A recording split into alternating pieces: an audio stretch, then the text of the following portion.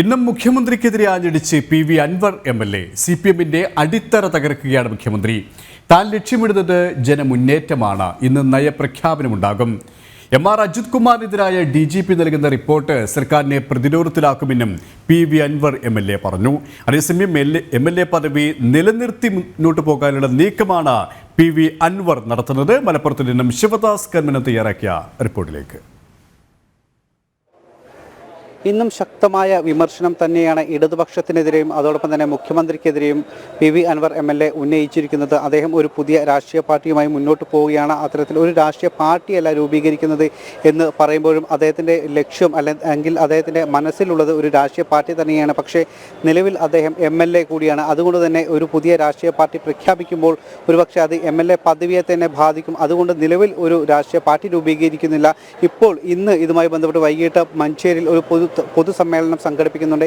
ഈ പൊതുസമ്മേളനത്തിൽ താൻ ഉദ്ദേശിക്കുന്ന ജനമുന്നേറ്റത്തിൻ്റെ നയപ്രഖ്യാപനം ഉണ്ടാകും എന്നാണ് അദ്ദേഹം പറയുന്നത്. അതോടൊപ്പം തന്നെ രാഷ്ട്രീയ വിശദീകരണവും ഇവിടെ നടത്തുന്നുണ്ട്. അതിൻ്റെ വലിയ രീതിയിലുള്ള സജ്ജീകരണങ്ങളും ഒരുക്കങ്ങളും എല്ലാം തന്നെയാണ് ഇപ്പോൾ ഇവിടെ നടന്നുകൊണ്ടിരിക്കുന്നത്. ഇന്ന് വൈകിട്ടാണ് ഈ ഒരു യോഗം നടക്കുന്നത്.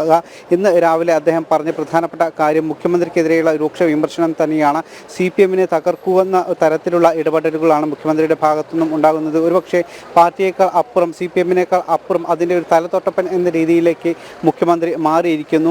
ഇത് ഈ പാർട്ടിയെ ഭാവിയിൽ പിന്നീട് തകർച്ചയിലേക്ക് എത്തിക്കും എന്ന കാര്യത്തിൽ ഒരു തർക്കവുമില്ല എന്ന് അദ്ദേഹം കൃത്യമായി സൂചിപ്പിക്കുന്നു. താൻ നിരവധി സംഭവങ്ങളിൽ കൃത്യമായ തെളിവുകളും അതോടൊപ്പം തന്നെ അതുമായി ബന്ധപ്പെട്ട പരാതികൾ എല്ലാം തന്നെ നൽകിയിരുന്നു. പക്ഷേ ആ പരാതികളിൽ ഒന്നും തന്നെ മുഖ്യമന്ത്രിയുടെ ഭാഗത്തു നിന്നോ അദ്ദേഹത്തിൻ്റെ ഓഫീസിൻ്റെ ഭാഗത്തു നിന്നോ സർക്കാർ തലത്തിലോ ഒരു നടപടികളും ഉണ്ടായിട്ടില്ല. അതുകൊണ്ട് തന്നെ ഈ സർക്കാരിൽ ഇപ്പോൾ ഒരു വിശ്വാസവും ഇല്ല എന്ന് അദ്ദേഹം പറയുന്നു. അതുകൊണ്ട് തന്നെയാണ് ഇതിൽ നിന്നും മാറി ചിന്തിക്കാൻ താൻ പോകുന്നത്. ജനങ്ങൾക്ക് വേണ്ടിയുള്ള ഒരു പോരാട്ടമാണ് തൻ്റെ ഭാഗത്തു നിന്നും ഉള്ളത്. അതുകൊണ്ട് തന്നെയാണ് അത്തരത്തിലുള്ള ചില കക്ഷികളുമായി കൂടിച്ചേർന്ന് പ്രവർത്തിക്കാനുള്ള ഒരു നീക്കം ആരംഭിച്ചത്. ഇതിൻ്റെ ഭാഗമായാണ് ഇന്നലെ തമിഴ്നാട്ടിലെത്തി DMK നേതാക്കളുമായി മുഖ്യമന്ത്രി അടക്കമുള്ള നേതാക്കളുമായി കൂടിച്ചേർന്ന് ഇതുമായി ബന്ധപ്പെട്ടുള്ള കാര്യങ്ങൾ ചർച്ച ചെയ്തത്. അതോടൊപ്പം തന്നെ താൻ ഇപ്പോൾ ഉദ്ദേശിക്കുന്ന ജനകീയ മുന്നേറ്റത്തിൻ്റെ പേര് ഡെമോക്രാറ്റിക് മൂവ്മെൻറ്റ് ഓഫ് കേരള എന്നാണ്.